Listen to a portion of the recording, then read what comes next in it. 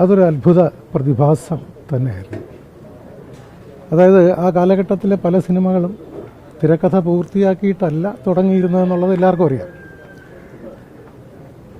ഒരു ജനറേറ്റർ, നല്ല ശബ്ദമുള്ളൊരു generator start ചെയ്ത് അതിൻ്റെ തൊട്ടടുത്തൊരു കസേരയും ഒരു ടീപ്പോയും കൊടുത്ത് പേപ്പറും പേനയും കൊടുത്തു കഴിഞ്ഞാൽ തൊട്ടപ്പുറത്ത് ഷൂട്ടിംഗ് നടക്കും. ഇവിടെ നിന്ന് സ്ക്രിപ്റ്റ് എഴുതി പേപ്പറുകളിങ്ങനെ ഷൂട്ടിംഗ് സ്ഥലത്തേക്ക് പറന്നുകൊണ്ടിരിക്കും. അതായിരുന്നു ആ സിനിമകളൊക്കെ നമ്മൾ എന്നും മനസ്സിലോർക്കുന്ന സിനിമകളുമാണ്.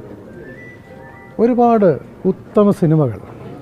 ഒന്നാമത്തെ കാര്യം, ശ്രീനിയേട്ടൻ്റെ നർമ്മം എന്ന് പറയുന്നത് തന്നെ ആരെയും ദ്രോഹിക്കുന്ന നർമ്മമല്ല, ആരെയും വെറുതെ പരിഹസിക്കുന്ന നർമ്മവുമല്ല. പറഞ്ഞാൽ അതിനകത്ത് എന്തെങ്കിലും ഉണ്ടാവുകയും ചെയ്യും. വർഷങ്ങൾക്ക് മുമ്പ് ഇറങ്ങിയ സന്ദേശം എന്ന് പറഞ്ഞ സിനിമയിലെ ഡയലോഗുകളൊക്കെ ഇപ്പോഴും ഏറ്റവും കൂടുതൽ ട്രോളിൽ വരുന്ന, രാഷ്ട്രീയ ആക്ഷേപ ഹാസ്യങ്ങളിൽ വരുന്ന, ട്രോളുകളിൽ വരുന്നതിലൊക്കെ അതിലെ സംഭാഷണങ്ങളാണ്.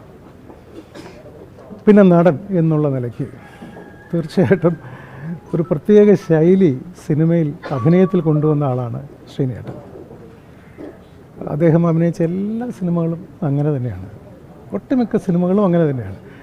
കഥാപാത്രം നോക്കി മാത്രമേ അദ്ദേഹം അത് അഭിനയിക്കാൻ പോകത്തുള്ളൂ, അത് വേറൊരു കാര്യം. പിന്നെ സംവിധാനം, 2 സിനിമ, വടക്ക് നോക്കി യന്ത്രം, ചിന്താവിഷ്ടയായ ശ്യാമള. ശരിക്കും ഈ ചിന്താവിഷ്ടയായ ശ്യാമള എന്ന് പറയുന്ന സിനിമ ഒരു ടെക്സ്റ്റാണ്. നമുക്ക് എന്നും സൂക്ഷിക്കാവുന്ന ഒരു ടെക്സ്റ്റാണ് ആ സിനിമ. ഒരു തിരക്കഥ എങ്ങനെയാണ് എഴുതേണ്ടത്, ഒരു പ്രശ്നം എങ്ങനെയാണ് അവതരിപ്പിക്കേണ്ടത്, ഒരു ഭാര്യ ഭർത്തൃ ബന്ധത്തിൽ ഒരു ജോലിയും ചെയ്യാൻ താല്പര്യമില്ലാത്തൊരു പുരുഷൻ പരമാവധി കള്ളങ്ങൾ പറഞ്ഞ് പിടിച്ചു നിന്ന് ജീവിതം മുൻപോട്ട് കൊണ്ടുപോകുന്ന ഒരവസ്ഥ, ഇതൊക്കെ ആ സിനിമയിൽ മനോഹരമായിട്ട് പറഞ്ഞിട്ടുണ്ട്.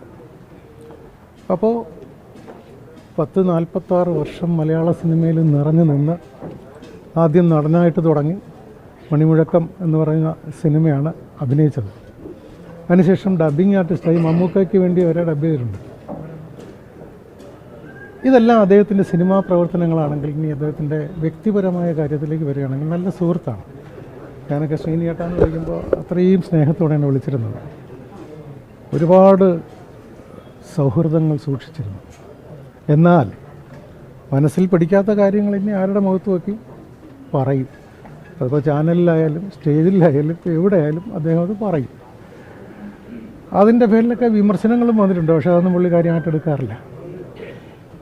ഈ ഇന്നലെ മുതൽ ഞാൻ കാണുന്നത് മലയാളത്തിൻ്റെ മുഴുവൻ മീഡിയാസും മലയാളികൾ മുഴുവനും ഈ ഒരൊറ്റ മനുഷ്യൻ്റെ മരണത്തിൽ ദുഃഖം നേർന്നുകൊണ്ട്, ആദരാഞ്ജലികൾ അർപ്പിച്ചുകൊണ്ട് ഈ ഒരൊറ്റ മനുഷ്യൻ്റെ പിറകെയാണ് ഇന്നലെ മുതൽ ഞാൻ കാണുന്നതാണ്.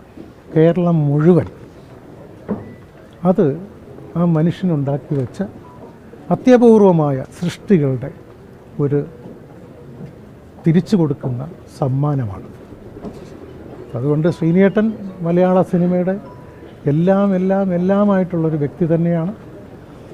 ഒരിക്കലും ഒരു ചരിത്രത്തിലും സിനിമയുടെ ഭാഗം എഴുതുമ്പോൾ ശ്രീനിയേട്ടൻ്റെ ഭാഗം ഏറ്റവും വലുത് തന്നെ ആയിരിക്കുമെന്ന കാര്യത്തിൽ ഒരു സംശയമില്ല. ലോകത്തെവിടെയായാലും ഏത് സമയത്തും 24 വാർത്തകളും ഓഗ്മെന്റഡ് റിയാലിറ്റി പാക്കേജുകളും എക്സ്പ്ലെയിനറുകളും വിശദമായി കാണാൻ ഞങ്ങളുടെ യൂട്യൂബ് ചാനൽ നിങ്ങൾക്ക് സബ്സ്ക്രൈബ് ചെയ്യാം.